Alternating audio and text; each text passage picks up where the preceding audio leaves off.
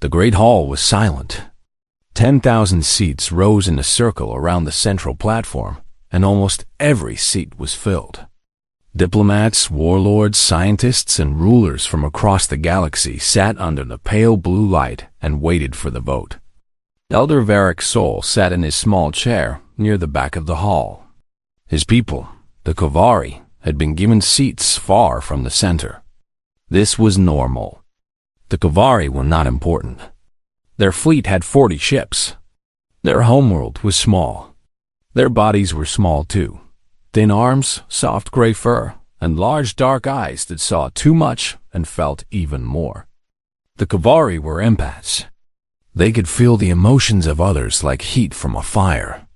And right now, sitting in that enormous hall, Varric felt something cold spreading through the room. It was indifference. It was the feeling of 10,000 powerful beings deciding that something did not matter. The something was a planet called Earth. The speaker of the Concord, a tall creature from the Delvani collective with a voice like grinding stone, stood at the center of the platform and presented the facts. A small blue world, an unremarkable part of the galaxy, had been sending radio signals into space. The species living there called themselves humans. They were young. They had not yet left their own planet. They did not know that anyone else existed in the universe. And they did not know that a massive asteroid, designated KX 7741, was coming for them. The asteroid was large enough to end everything on that world. Every city, every forest, every creature that walked or swam or flew. The impact would come in 60 years.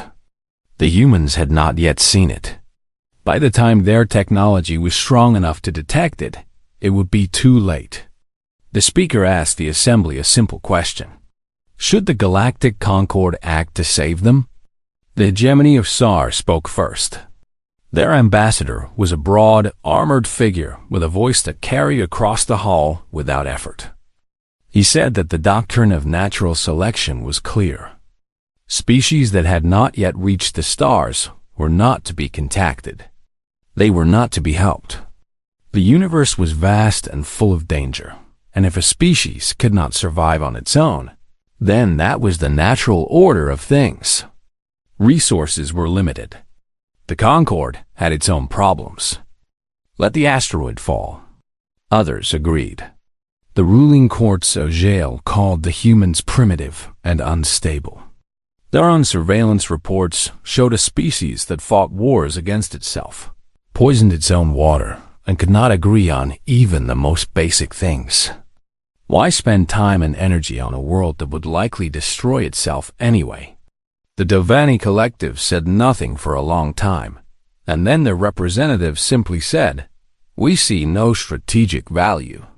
One by one, the great civilizations of the galaxy voted no.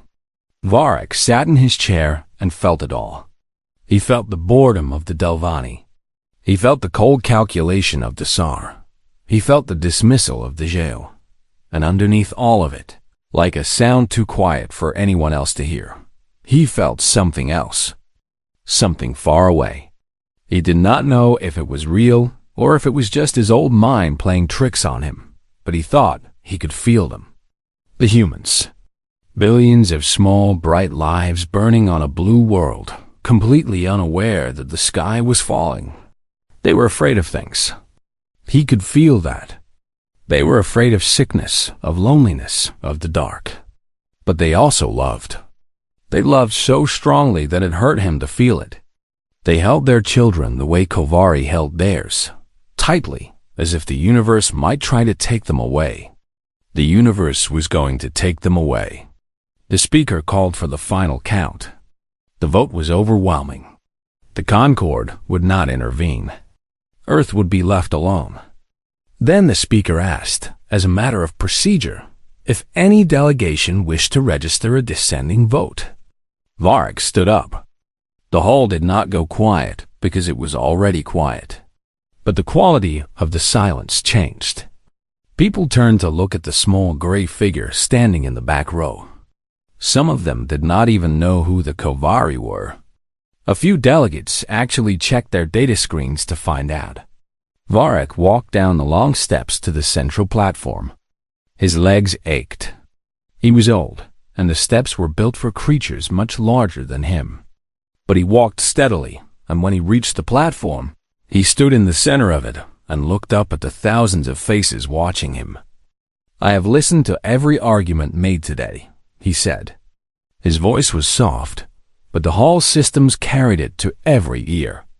"I have heard that this species is not worth saving.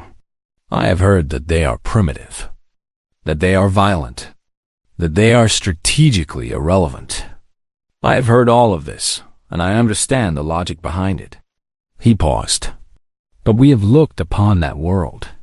We have felt what they feel. They do not know what is coming for them. They sing and they grieve, and they hold their children the way we hold ours. If we turn away from this, then what are we? What is this Concord for, if not for this?" He looked directly at the SAR ambassador. "We will not turn away." The Kavari vote to intervene. For a moment, nobody spoke. Then the SAR ambassador let out a sound that might have been a laugh. "You have 40 ships," he said. "What exactly do you plan to do?" "Whatever we can," Varric said. The laughter spread across the hall. It was not cruel laughter, not exactly. It was the laughter of people who had already made up their minds and found the last objection funny rather than moving. The speaker restored order and informed Varric of the consequences. If the Kavari acted alone against the will of the Concord, they would lose their membership. Their trade agreements would be cancelled. Their protection treaties would be void. They would be alone. Varric already knew this. He had discussed it with the council back home before he came.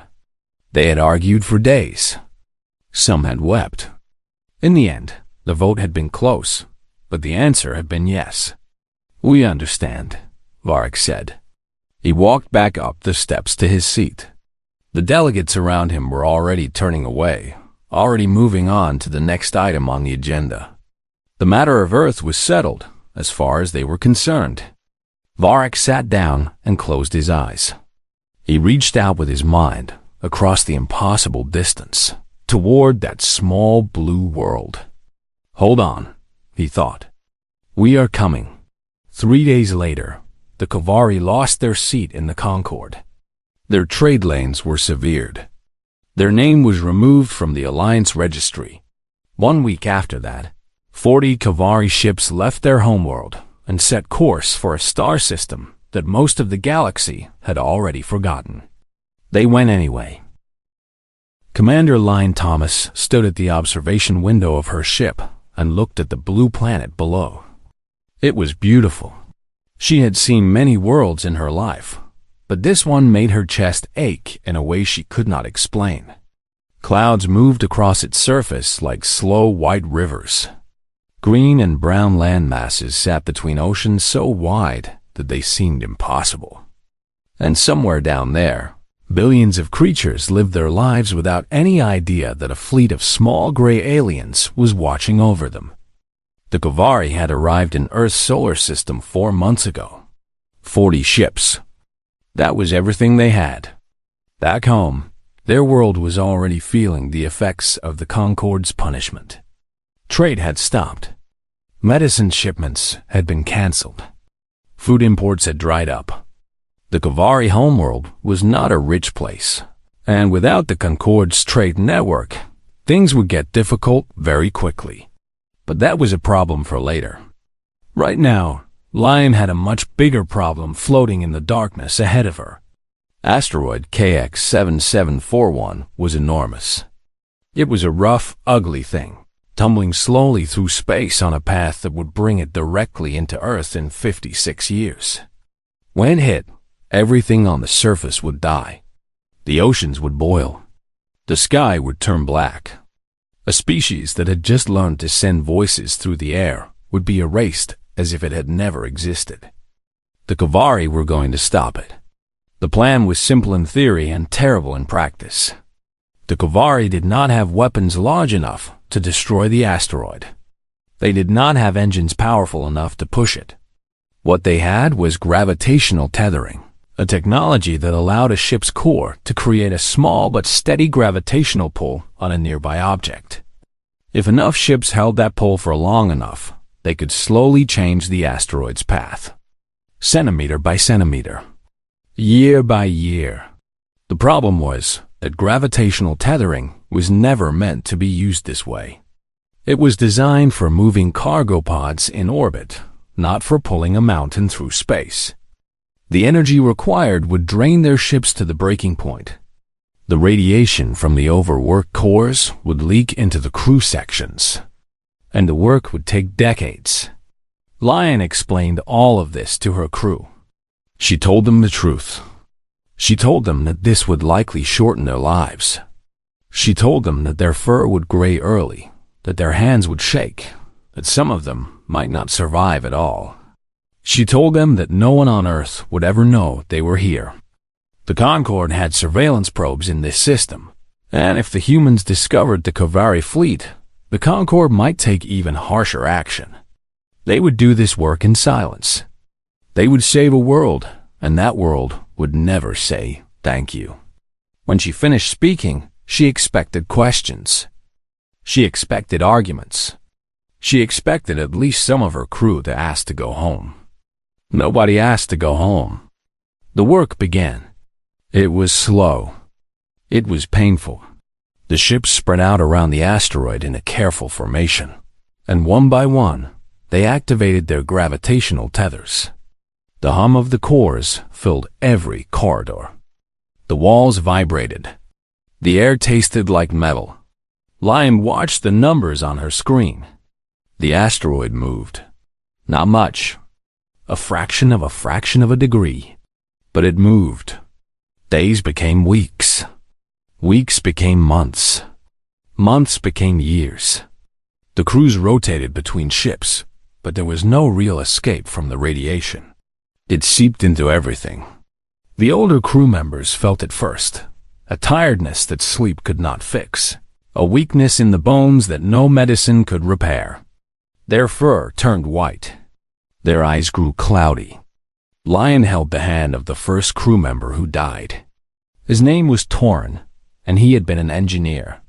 He was 34 years old, which was young for a Kovari. He died in his bunk with his face turned toward the observation window, toward the blue planet he had never set foot on. They buried him in space. It was Kovari tradition to turn the dead toward the ones they had died for. Torn's body drifted slowly away from the ship, turning gently in the starlight, facing Earth. On Earth, things were changing too. Dr. Maria Vasquez was an astronomer at a small observatory in Chile. She had been tracking KX 7741 for 3 years as part of a long-term survey project. The asteroid was well documented. Its path was well understood. Every model agreed that it would pass dangerously close to Earth in about 50 years, though the exact risk level was still being debated. Then the numbers started to change. It was small at first, a tiny difference in the asteroid's projected position. Maria ran her calculations again. She checked her instruments. She asked 2 colleagues to verify her data independently. The result was the same every time. KX 7741 was moving off course. Not by much. Not in any way that could be explained by known gravitational influences. It was as if something was gently pulling it aside. Maria published a paper. It caused a small storm in the astronomical community. Other teams confirmed her findings. The asteroid was indeed shifting. Slowly but steadily, it was drifting away from its collision course with Earth. Nobody could explain why. Some scientists proposed unknown gravitational bodies. Others suggested errors in the original trajectory models. A few, in less serious publications, suggested intervention by an unknown intelligence. These suggestions were laughed at. Maria did not laugh. She stayed up late at night, watching the numbers change, and she felt something she could not name. A feeling that someone was out there. that someone was doing something very difficult, very quietly, for no reason she could understand. She was right, but she would never know it. The years continued to pass. The asteroid continued to shift, and the Kovari continued to die. 17 crew members in total. 17 bodies released into the dark, all of them facing Earth. Some were old. Some were young. One was a medic named Ari, who had joined the mission because she believed that healing was not limited to your own species. She was 29. Lion watched each one go. She recorded their names. She wrote letters to their families back home, knowing that the letters would take years to arrive, and that the families were already suffering from the poverty that the Concord sanctions had brought. After 23 years, the work was done. KX-7741 would pass safely beyond the moon's orbit. Earth would live. Lion stood at the observation window one last time. She was old now. Her fur was white, her hands shook, and her eyes were not as sharp as they had once been. But she could still see the blue planet below, still beautiful, still unaware. She activated her personal log and recorded a final message. This is Commander Lion Thomas of the Kovari fleet. Our mission is complete. The asteroid has been redirected. The planet is safe. The species living there will never know what happened here. 17 of our people gave their lives for this world. I want their names to be remembered, even if no one on that planet ever speaks them. She listed the names. All 17. Then she said, they will never know we were here. That is acceptable. They are alive. That is enough. She closed the log. The fleet turned away from Earth and began the long journey home. Behind them, 17 bodies floated in the dark, forever facing a blue world that did not know it had been saved. On Earth, the asteroid passed harmlessly by. Scientists celebrated. Papers were published.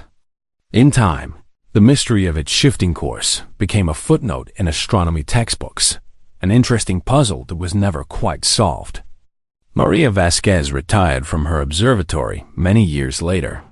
On her last night, she pointed her telescope at the patch of sky where KX-7741 had been and sat in the quiet dark for a long time. Thank you, she whispered to nobody in particular. In the silence of space, no one heard her. But the words were exactly right. Drenyavish had a boring job, and he was fine with that. He was a data scholar for the Delvani Collective, assigned to the Department of Primitive Species Observation. His work involved watching undeveloped civilizations from a distance, recording their progress, and filing reports that almost nobody read.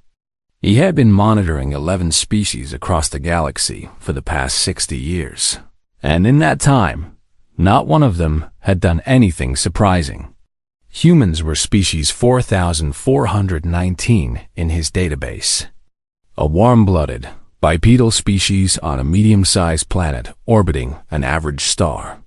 They had survived their asteroid event through what Dren's department officially classified as unexplained natural trajectory variants, though everyone quietly understood what the Kovari had done. Nobody talked about it. The Kovari had been erased from polite conversation the way one might stop mentioning a relative who had embarrassed the family. Dren's job was to watch Earth and predict what the humans would do next. Every 10 years, he updated his projection models. Every 10 years, the models said the same thing. Humanity would develop slowly, struggle with internal conflict, and reach basic interstellar capability in approximately 1,000 years. Maybe longer, maybe never. Then, the models started being wrong. The first sign came about 100 years after the asteroid event. Dren noticed a spike in energy output from the planet. He checked his instruments. The humans had achieved sustained nuclear fusion. Not the dirty, explosive kind they have been playing with for decades. Clean fusion, stable, efficient. Dren adjusted his models. This was ahead of schedule, but not impossibly so. Some species had occasional bursts of progress. It would level off. It did not level off. 20 years later, the humans launched their first deep space probes. These were not the simple metal cans they had been throwing into their own solar system for the past century. These were fast, sophisticated, and aimed at nearby star systems. Dren updated his projections again. The new timeline said interstellar capability in 500 years. 10 years after that, the humans built their first warp engine. Dren stared at his screen for a very long time. Then he filed a report marked urgent. Nobody in the department had ever filed an urgent report. His supervisor called him and asked if he had made a mistake. He had not made a mistake.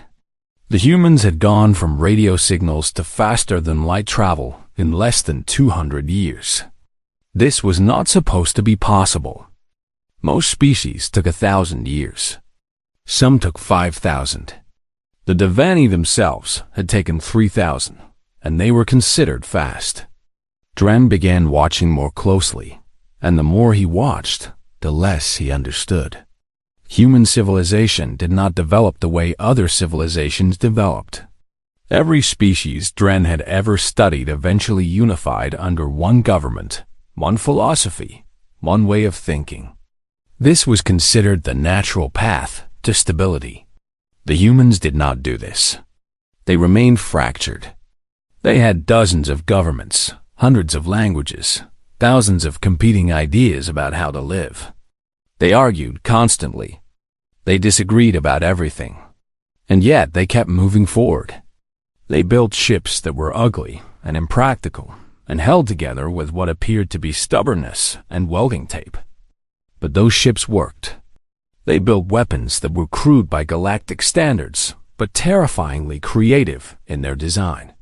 They built medical technology that made Dren's colleagues stop and stare. Their soldiers carried poetry books.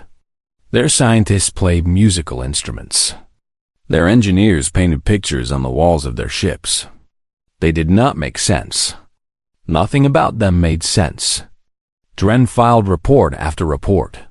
He described a species that innovated not through order and logic, but through chaos and passion. He warned that every projection model was failing because the models were built on the assumption that intelligent species behaved rationally, and humans did not behave rationally. They behaved emotionally. They acted on instinct and love and anger and hope, and somehow, against all logic, this worked. The Galactic Concord began to pay attention. The hegemony of SAR quietly increased their military patrols near human space. The ruling courts of Jail sent intelligence agents to observe human colonies. Everyone agreed that humanity was a problem, but nobody could agree on what kind of problem or what to do about it. And then everything changed. A human exploration vessel named the Wanderer was charting unknown systems in a remote arm of the galaxy when it detected a faint signal. The signal was old and weak, barely a whisper in the static of space. But the humans followed it, because that was what humans did. They followed things. They opened doors. They looked under rocks. They could not leave a mystery alone. The signal led them to the Kovari homeworld. What they found broke their hearts. The Kovari civilization was dying. Not quickly, not dramatically, but slowly and quietly, the way a candle dies when there is no more wax to burn. Their cities were crumbling. Their fields were bare. Their hospitals had run out of medicine years ago. The Concord sanctions had done what the Concord intended. They had made an example of the Kovari. 200 years of isolation had reduced a once gentle civilization to poverty and hunger. Captain Anya Marin of the Wanderer landed on the Kovari homeworld and walked through the streets of their capital city.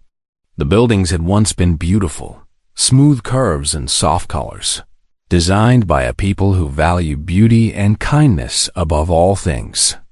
Now the walls were cracked. The colors had faded. Children with thin arms and large dark eyes watched her from doorways. Anya had seen poverty before. She had grown up in a mining colony on Mars, where nothing came easy. But this was different. These people had not failed. They had not made bad decisions. They had been punished. She could feel it in the way they looked at her, not with anger or blame, but with a quiet dignity that made her throat tight. She requested a meeting with the Kovari elders. They received her in a small room with cracked windows and a table that had been polished so many times that the wood was thin as paper. They offered her water even though Anya suspected they did not have much to spare. She sat with them and asked the question that had been forming in her mind since she landed. "What happened to you?" The elders looked at each other. For a long time, nobody spoke. Then the oldest of them, a female named Sona Varek, leaned forward. She was very old. Her fur was white and her hands trembled, but her eyes were clear. "We will tell you," she said, "but you must understand, we did not do it for thanks. We did not do it expecting anything in return." And then she told the story. She told Anya about the Concord Assembly, about her grandfather Varek's soul standing alone on the platform and saying that the Kovari would not turn away. She told her about the 40 ships that went to Earth. She told her about Commander Lyon Thomas and the decades of silent work. The gravitational tethers, the radiation, the slow dying. She told her about 17 Kovari who gave their lives to move an asteroid and who were buried in space, facing Earth. She told her about the cost. The lost trade, the lost medicine, the slow collapse of everything the Kovari had built. 200 years of punishment for the crime of showing mercy to strangers. Anya listened to all of it. She did not interrupt. She did not ask questions. She just listened, and when Sona finished speaking, Anya sat very still for a long time. Then she cried. She cried the way humans cry, not quietly, not with dignity, but with her whole body, with sounds that came from somewhere deep and raw. The Kovari elders watched her with wide eyes. They had never seen grief expressed so loudly, so physically. On their world, sorrow was a quiet thing, held inside and shared through touch. Anya wiped her face and stood up. Her hands were shaking. "I need to call home," she said. She walked back to the Wanderer, sat in the captain's chair, and opened a channel to Earth. The message would take time to arrive, even at faster-than-light speeds. But she sent it anyway, and she marked it with the highest priority code available to a human captain. The message was short. "This is Captain Anya Marin of the Wanderer. I have found the Kovari. I have learned what they did for us. They saved Earth. They saved all of us. And they have been paying the price ever since. They need our help, please. They need us now." The message crossed the stars and reached Earth, and when it did, the world that the Kovari had saved 200 years ago finally learned the truth. And nothing in the galaxy was ever the same again. The message from Captain Anya Marin reached Earth on a Tuesday morning. By Wednesday, every person on the planet had heard the story. By Thursday, people were weeping in the streets. It spread the way fire spreads through dry grass. News networks played the message on repeat.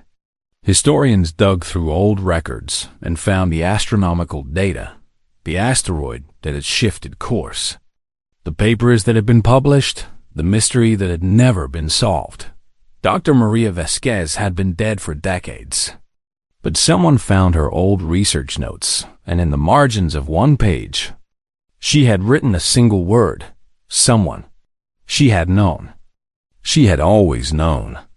The reaction was unlike anything in human history. Humans argued about everything. They always had. They argued about politics, religion, money, borders, food, music, and the proper way to make tea. They had spent their entire existence as a species disagreeing with each other about nearly every subject imaginable. But not this. Grand Admiral Kalen Rourke, was 53 years old and had spent 30 years in the United Human Fleet. She had fought pirates in the outer colonies. She had negotiated with hostile alien delegations. She had commanded ships through situations that should have killed her and somehow came out the other side. She was not a person who was easily shaken. The Kovari story shook her. She read Captain Marin's full report in her office at Fleet Command on Earth. She read it once, then read it again. Then she sat in her chair and stared at the wall for a long time. 17 people. 17 small, gentle, gray-furred people had died in the dark so that Kellen's great-great-grandmother could live. So that her great-grandmother could be born. So that her grandmother could grow up. So that her mother could hold her as a baby. So that Kellen herself could exist. Every human alive owed their life to the Kovari. Every single one. The United Human Council called an emergency session. Every colony, every nation, every settlement with a voice in human governance was asked to vote on a single resolution. The resolution said, "The Kovari saved Earth. Earth will save the Kovari. Whatever it takes, however long it takes." The vote was unanimous. Not almost unanimous. Not mostly unanimous. Every single vote was yes. For the first time in the entire history of the human species, there was no dissent. Not one voice said no. Not one hand was raised in opposition. Grand Admiral Rourke was given command of the relief operation. She did not call it a mission. She called it what it was, a debt. The fleet that left Earth was enormous.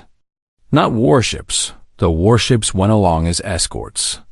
The core of the fleet was cargo ships loaded with food, medicine, building materials, and equipment. Engineering vessels with crews who could build anything from a hospital to a power grid. Agricultural transports carrying seeds and soil adapted for alien biospheres. Medical frigates with doctors who had spent the journey learning Kovari biology from the limited data available. 3,000 ships in total. It was the largest single mobilization in human history, and it was not for war. They arrived at the Kovari homeworld 6 weeks later. Elder Sona Varek stood at the landing field outside the capital and watched the sky fill with human ships. She had to lean on a cane to stay upright. Her granddaughter stood beside her, holding her arm. "Grandmother," the young woman whispered. "How many are there?" Sona could not answer. She had spent her entire life in a dying civilization. She had grown up hearing the story of her grandfather's choice and watching her world pay the price for it. She had never regretted it. No Kovari did, but she had accepted that the price would be paid forever. That no one would come. That the galaxy had forgotten them. The first human ship landed. Its doors opened, and a tall woman in a gray uniform walked out. She had dark skin and short hair and eyes that looked like they had not slept in days. She walked directly to Sona and stopped. "Elder Varek?" she said. "Yes, I'm Grand Admiral Kalen Rourke. United Human Fleet." She paused. Her jaw was tight, and Sona could feel the emotions coming off her in waves. Grief, anger, gratitude, and something fierce and hot that the Kovari did not have a word for. Humans called it determination. "We're here," Rourke said. "And we're not leaving." The work began immediately. Humans were not like the Kovari. They were loud. They were messy. They moved too fast and talked too much and bumped into things. They laughed at strange moments and swore when they dropped heavy objects. They played music while they worked, loud, rhythmic music that the Kovari found startling at first, and then, slowly, began to enjoy. They were also, it turned out, extraordinarily good at building things. Within a week, the first new structures were going up in the capital. Human engineers worked alongside Kovari builders, and though they could barely communicate at first, they quickly developed a shared language of gestures and drawings and patient repetition. The humans learned that Kovari buildings curved because straight lines felt harsh to empathic senses. The Kovari learned that humans built fast because they could not stand to see people suffering while they worked slowly. Hospitals were the first priority.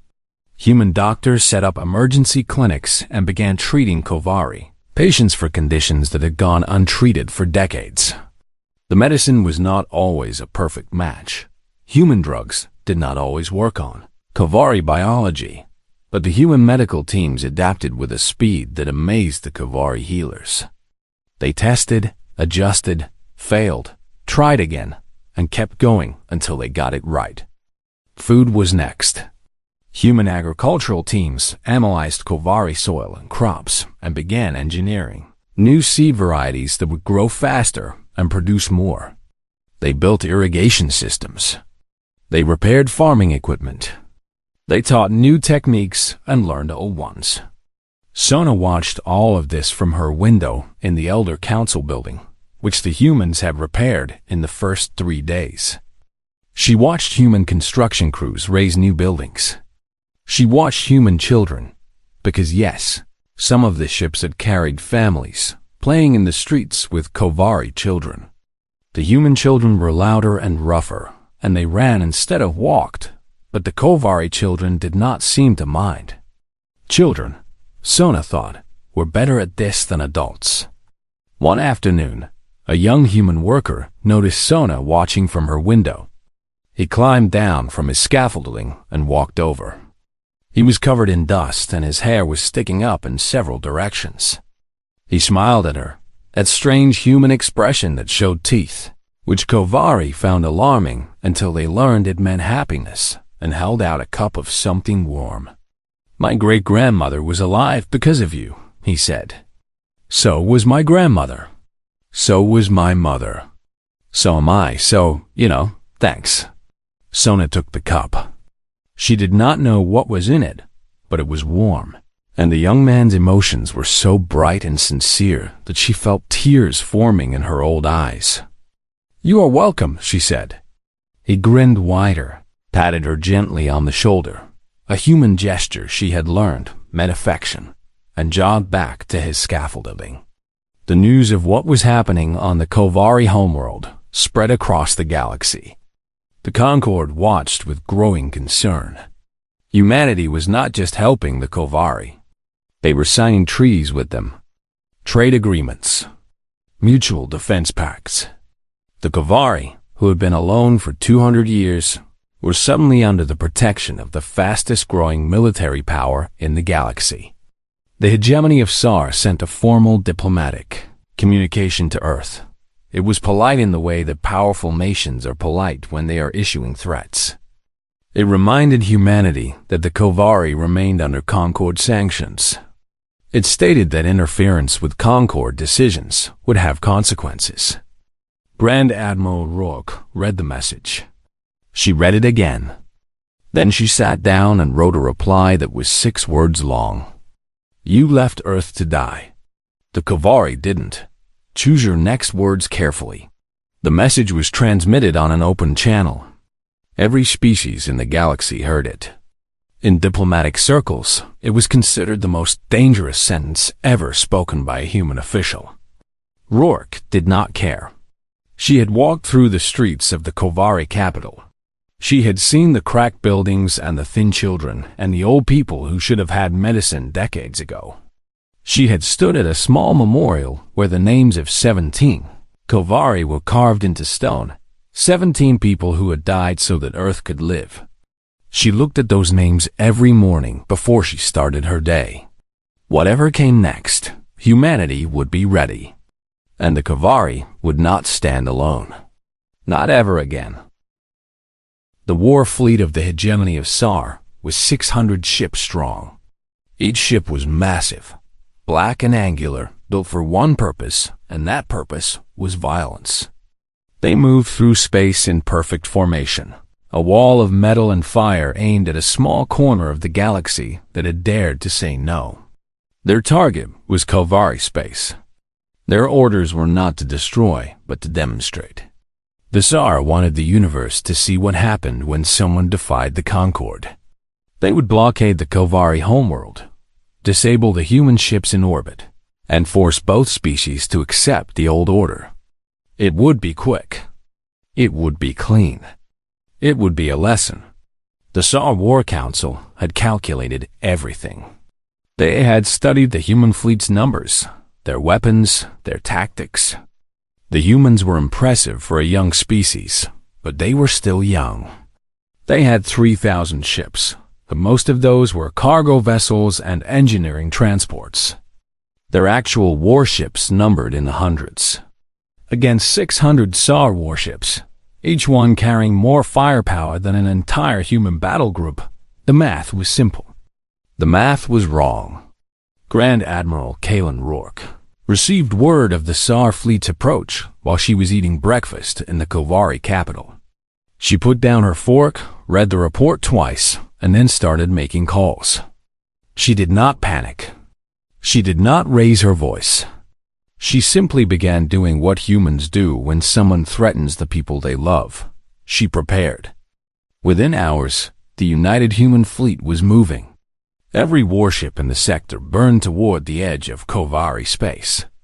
Rourke called Earth, and Earth called the colonies. The message went out to every human settlement in the galaxy. The Kovari are in danger. Come now. They came. They came from everywhere. Warships from the inner colonies, armed freighters from the border settlements, mining ships with welded-on weapons, colony transports that had no business being in a battle but came anyway because their crews refused to stay behind, research vessels, scout ships, a retired hospital ship crewed entirely by volunteers over the age of 60 who said they had lived their lives and were not afraid. They were not a proper fleet. They were a mess. They were humans. Rourke assembled them at the edge of Kovari space and waited. She had 1,200 combat-capable ships and another 2,000 support vessels. Against 600 Tsar warships, she was outgunned by a wide margin. The Tsar ships were bigger, better armed, and crewed by professional soldiers from a civilization that had been fighting wars since before humans learned to make fire. But Rourke had something the Tsar did not expect. The first surprise came from behind the human line. A small fleet of ships appeared, 40 vessels with smooth curves and soft colors. Kovari ships. They were old, barely functional, held together with repairs that human engineers had made in the past months.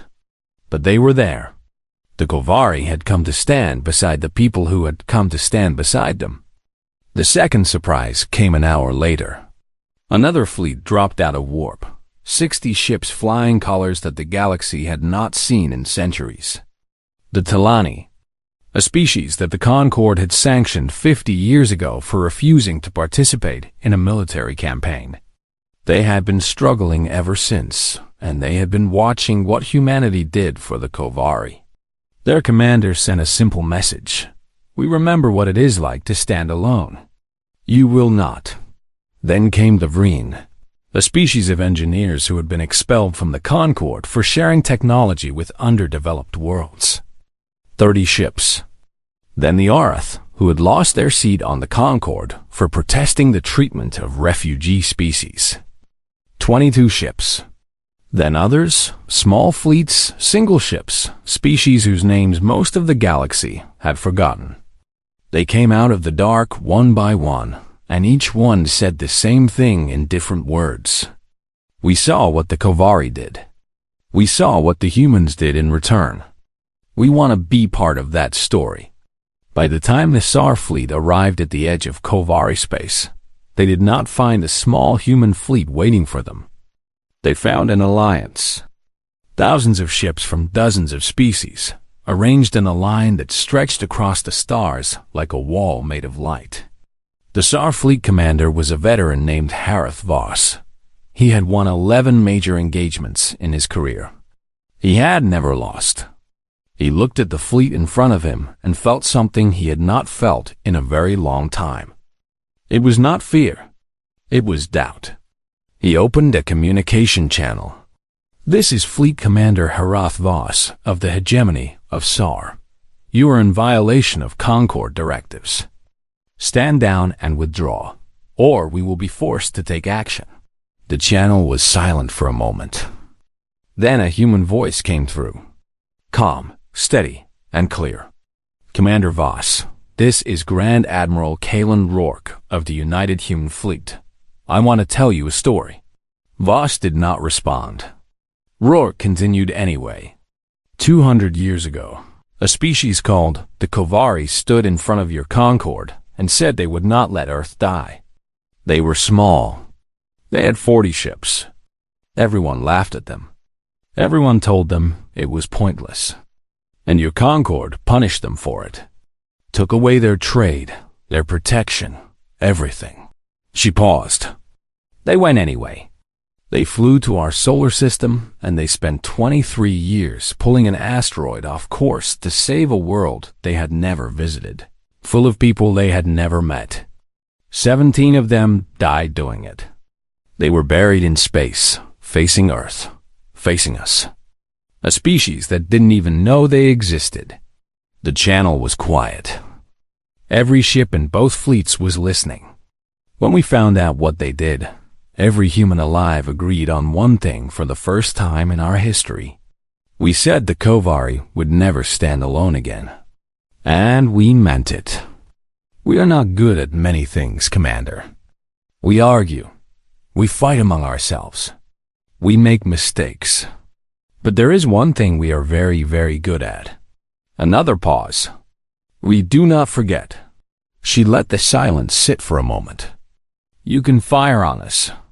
Maybe you will win. Your ships are bigger, and your weapons are stronger. But I promise you this. Every species in this galaxy is watching right now. Every single one. And they will remember what happens here today. They will remember what the Kovari did 200 years ago, and they will remember what you do in the next 5 minutes. And they will choose which story they want to be part of. She took a breath. So go ahead, Commander. The whole galaxy is watching. The channel closed. Harath Voss sat in his command chair and stared at the fleet in front of him. He was a military man. He understood power, strategy, and force. He could win this battle. His ships were superior. The combined fleet facing him was a patchwork of species and technologies that had no business fighting together. But Rourke was right. The galaxy was watching. If he fired, he would win the battle. But the story of the Kovari, the story of the humans who came to repay a debt, the story of the small and forgotten species who came out of the dark to stand together, that story would outlive any victory. It would spread to every world, every station, every ship in the galaxy. And the hegemony of SAR would be the villain of that story forever. Voss sat in his chair for 11 hours.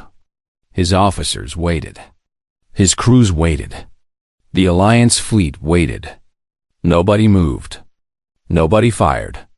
Then, slowly, one by one, the SAR ships turned and withdrew. They left in silence. No threats.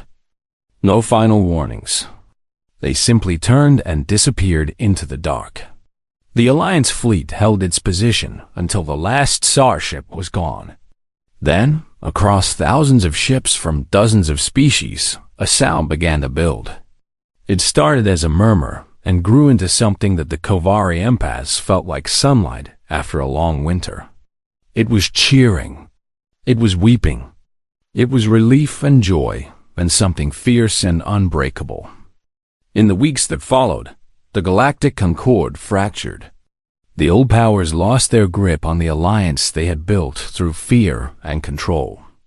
A new coalition formed, not based on strength or territory, but on a simple idea that the Concord had forgotten long ago. You do not abandon the helpless. You do not punish kindness. And those who show mercy will find it returned in ways they never imagined. The Kovari were given a permanent seat in the new coalition. Their chair was placed next to humanity's. When the Kavari ambassador sat down for the first time, the human ambassador reached over and held her hand. The Kavari ambassador felt the human's emotions flooding through the touch: warmth, gratitude, fierce protectiveness, and a love so strong it almost hurt. 6 months later, a memorial was built in orbit above the Kavari homeworld. It was a simple structure: 17 stone markers arranged in a circle, each one facing Earth. Each marker bore a name: Torin, Ari, and 15 others, who had given everything for a world they never touched. Elder Sona Varric, very old now and leaning heavily on her cane, was brought to the memorial for the dedication ceremony. A human delegation stood beside her in silence. She reached out and touched the nearest stone. It was smooth and cold under her fingers. She spoke the name carved into it. She spoke all 17 names, one by one, slowly and carefully, the way you speak the names of people you do not want the universe to forget. When she finished, a human admiral, a young man with kind eyes, placed a hand on her shoulder. "We're here," he said simply. Sona looked past the memorial, past the ships, past the stars, to the small blue point of light in the distance that was Earth. She remembered her grandfather's words, spoken 200 years ago in a council room where nobody listened.